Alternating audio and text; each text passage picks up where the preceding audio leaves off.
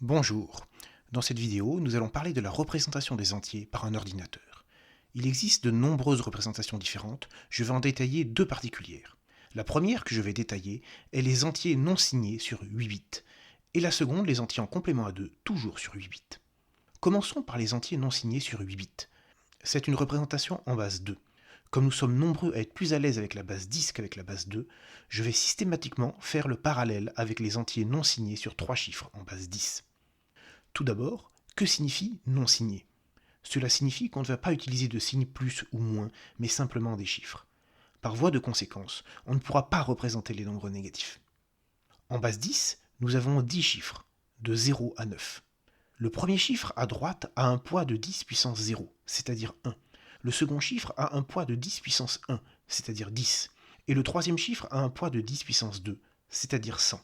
Pour obtenir la valeur du nombre représenté, on fait la somme des produits des valeurs des chiffres par leur poids. Dans l'exemple, on fait 8 fois 1, plus 9 fois 10, plus 7 fois 100, et on obtient 798. Dans le second exemple, on fait 9 fois 1, plus 1 fois 10, plus 0 fois 100, et on obtient 19. On remarque qu'à gauche, on a un 0, qui sert à écrire notre nombre avec exactement 3 chiffres. Le chiffre de droite est appelé chiffre de poids faible, parce que c'est celui dont le poids est le plus petit.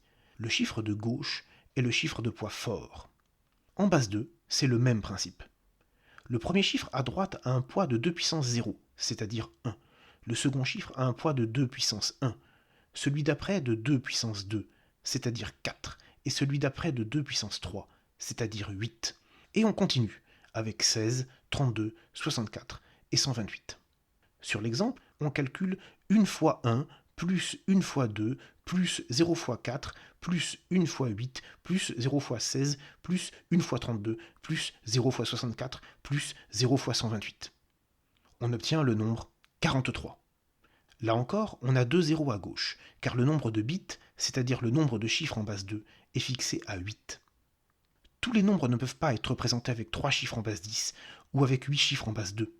En base 10, avec 3 chiffres, le plus grand entier qu'on peut représenter est 999. Le premier entier qu'on ne peut pas représenter est 1000, c'est-à-dire 10 puissance 3. On a bien évidemment que le plus grand nombre représentable est égal au plus petit nombre pas représentable, moins 1. En base 2, avec 8 chiffres, le plus grand entier représentable s'écrit avec 8 1 en base 2. Le plus petit entier pas représentable s'écrit avec un 1 suivi de 8 zéros. C'est le plus petit nombre qui a besoin de 9 chiffres pour être écrit en base 2. Un 1 suivi de 8 zéros, ça fait 2 puissance 8, tout comme un 1 suivi de 3 zéros en base 10 fait 10 puissance 3. Le plus petit entier non représentable est donc 2 puissance 8, c'est-à-dire 256, et le plus grand entier représentable est 255. On aurait pu calculer le plus grand entier représentable en faisant la somme 1 plus 2 plus 4 plus 8 plus 16 plus 32 plus 64 plus 128. On peut faire toutes ces additions à la main. Ou alors, pour ceux qui ont bien suivi en mathématiques, on peut reconnaître la somme des premiers termes d'une suite géométrique, et une formule nous donne le résultat, 2 puissance 8 moins 1. Les entiers non signés sur 8 bits permettent de représenter les nombres entiers de 0 à 255. Les autres entiers, comme 798 ou 256 ou 1000, ne sont pas représentables dans ce format.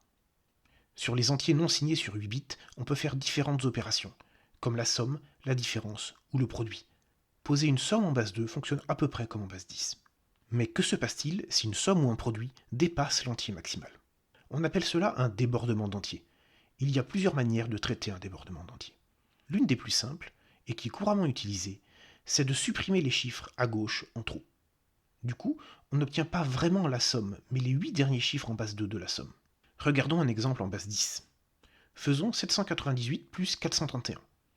On obtient 1229. On supprime le 1 en trop, on obtient 229. Faisons 798 fois 431. On obtient 343 938.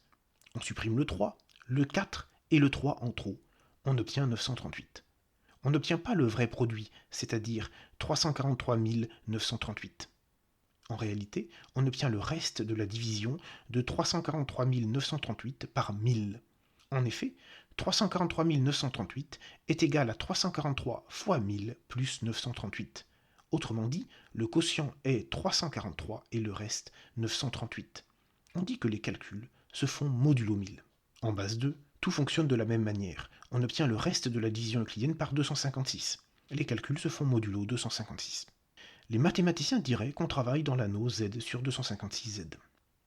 Le nombre 255 se comporte comme moins 1 pour l'addition. Prenons un exemple. Calculons 19 plus 255.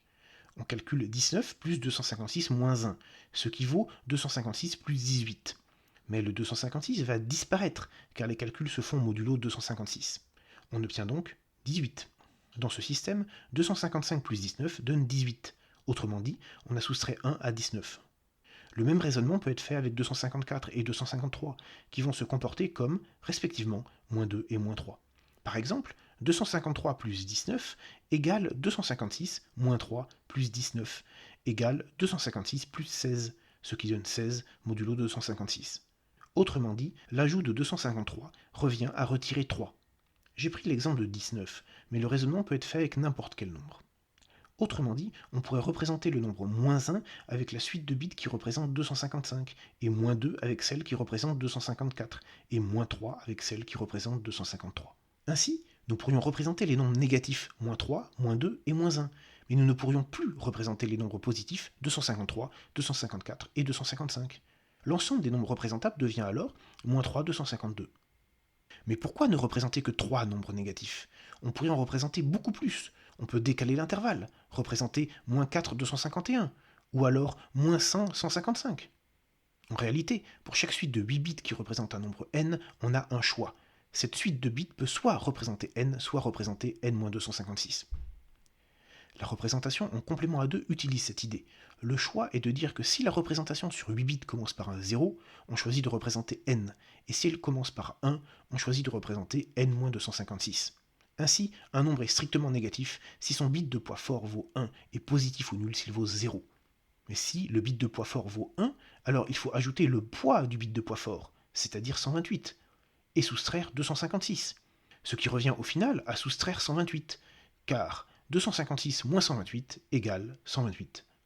Autrement dit, on peut considérer que le poids du bit de poids fort n'est plus de 128, mais de moins 128. Le plus petit entier représentable est alors représenté par un 1 suivi de 7 zéros, et vaut moins 128. Le plus grand entier représentable est alors représenté par un 0 suivi de 7 1, et vaut 127.